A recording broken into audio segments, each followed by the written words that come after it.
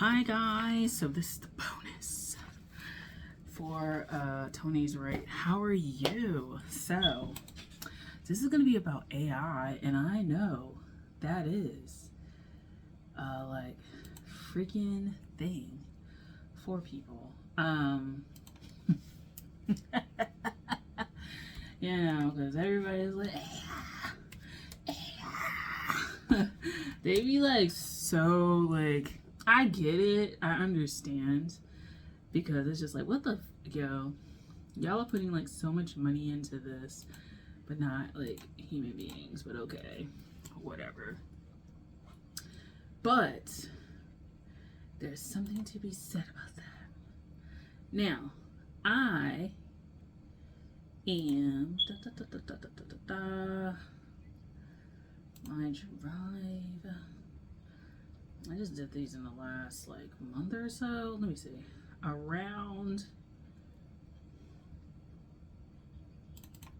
No, it's this.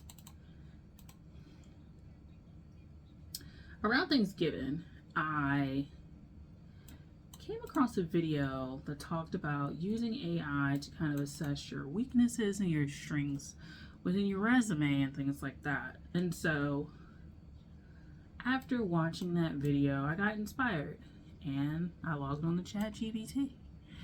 And I put my resume in, like just the written stuff in terms of like jobs and stuff like that. Not my name and my address and shit. Like, put just what I have on there, and it gave me an overall summary of my resume. And I was like, okay, cool. And then I started prompting it with my what are my strengths? So it gave me those. It gave me my weaknesses for my resume. And then it gave me like tips of how to like kind of get it together. I asked for a few cover letter like template kind of things, like examples, blah blah blah. And then the really cool part was that I was like, what career roles fit with me?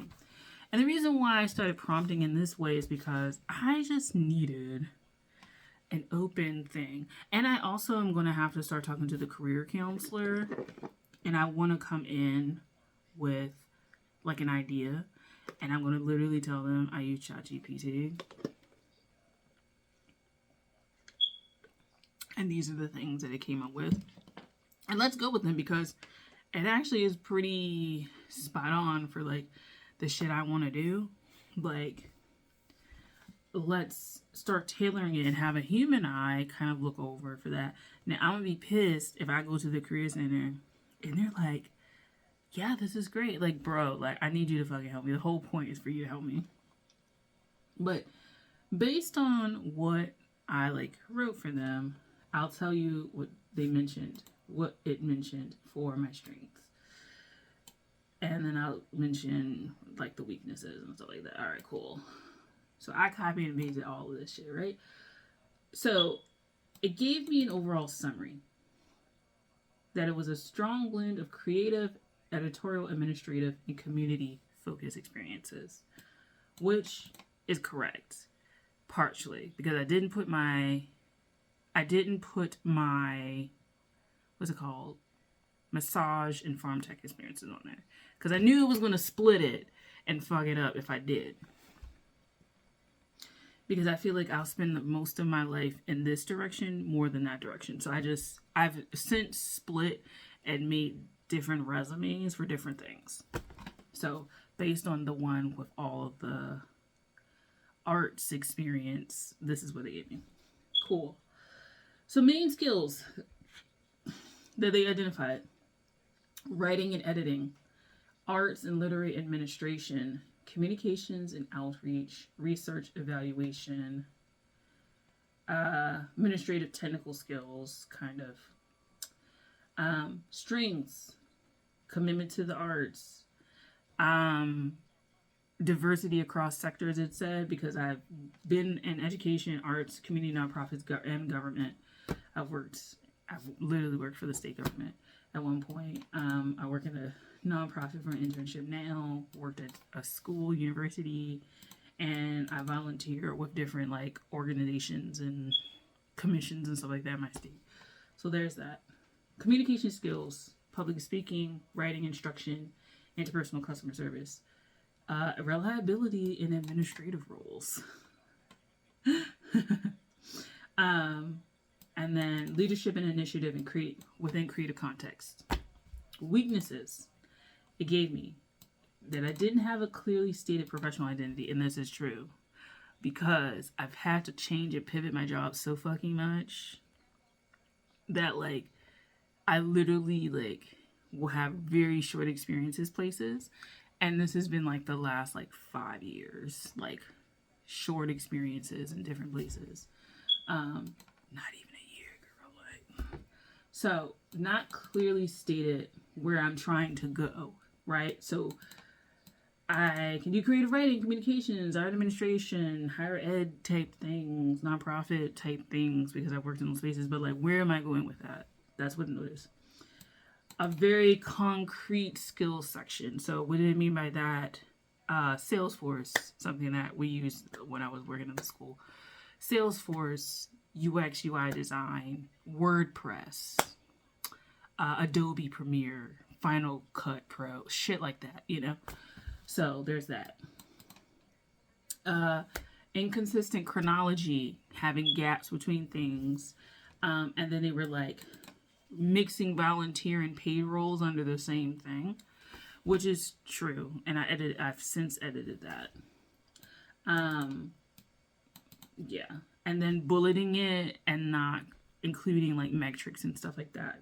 That was another thing. No clear metrics or impacts and stuff like that. And then it said this document reads more like a CV than a resume. For some roles, it may feel too dense. And then there's no summary section, which I ended up adding to my resume.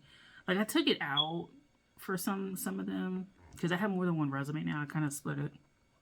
But I did put like a little paragraph in there on what I'm interested in. And that's what I'm going to start using for my stuff. So it just gave me some other stuff to go from there. Like I said, the templates for the cover letters. And then we got to the 12 niche career roles. So literary grants program officer, submissions editor or reader coordinator, community arts programming, poetry workshop, digital literary content curator, which is very interesting. Never heard of that shit. Nonprofit communications or outreach, cultural heritage research, literary festival or book fair coordination, creative writing, curriculum assistant, things like that. So I started prompting again, and I just got 10 career roles, real roles. So communication specialist, arts administrator, editorial assistant, content copywriter, social media digital content coordinator, grant writer, literary magazine assistant, stuff like that. Cool. Prompted it again, and then I just was like just looking at the main skills and just going over that again. So that's where I am, and it gave me some really good thoughts because it allowed me to see that that I need to be a little bit more targeted with what I'm doing, a little bit more descriptive, and a little bit more just confident in what I have done. I think for me, I've struggled so much because what I've done has been all over the place. And when you have so many different skill sets that you've had to tap into and just different environments that you've had to be in because you've pivoted your career many times so that you could live and have a job and be employed and stuff like that. And I've been unemployed for 2 years at one point.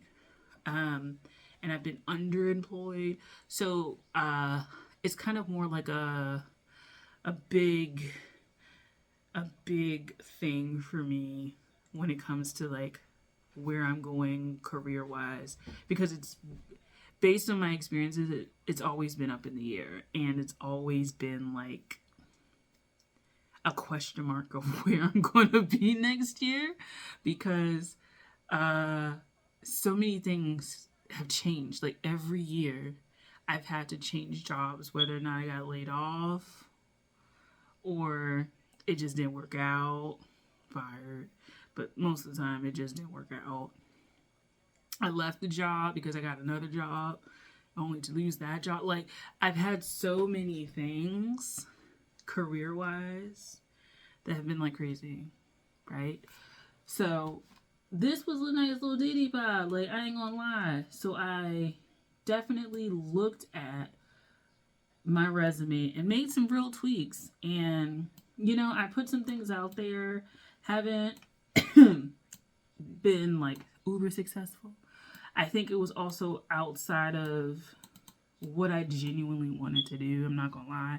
Like, it was a job. Like, I applied. And then there was some other stuff that I've applied for that I'm kind of like on the little like waiting list or whatever.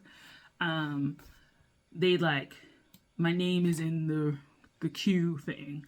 Whatever they got going on, they were like, you're qualified and stuff like that. So I've applied to jobs like with the idea of like when I graduate, maybe it'll open up and stuff like that. Another thing that I am processing is like, I am not trying to struggle no more when it comes to certain experiences.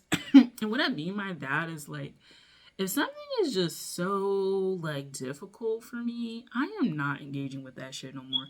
And I don't mean like, you know, life doesn't have its like difficulties and stuff like that. But what I mean, like, there are places like vending per se. I've applied to vend at certain spaces like 2-3 times, and I've not gotten it. I'm not applying anymore to that shit. I'm not wasting my money to apply. I'm not even gonna try. Like, it's obvious that that's not the space for me, and I'm just gonna stop. It's the same thing with like trying to do like publications or submitting to publications like more than once, more than twice, or something like that, and you just keep getting rejected. Like, I'm about to submit something to the same journal that got rejected. I'm gonna put my poetry out there, some more poetry out there, and see how it goes. And if I get accepted, that's great. But if I don't get accepted again, I have to accept that this probably isn't the journal for me overall. And I mean, of course, it could be like, it's not your time yet, but it's just like, it's not, it's probably just not for me. And that's okay. So it really helped me to like accept that I have kind of leaned in a certain direction, and to like fully get into that so that I can move forward and be free. Okay. Next thing, my tarot planning. So this is the second part of that. And what I did was just prompt ChatGPT with some things to help me with that. I'm going to go into another video because this is pretty long. It's 13 minutes. And we'll just talk about ChatGPT part 2. Okay. I'm going to go to part 2.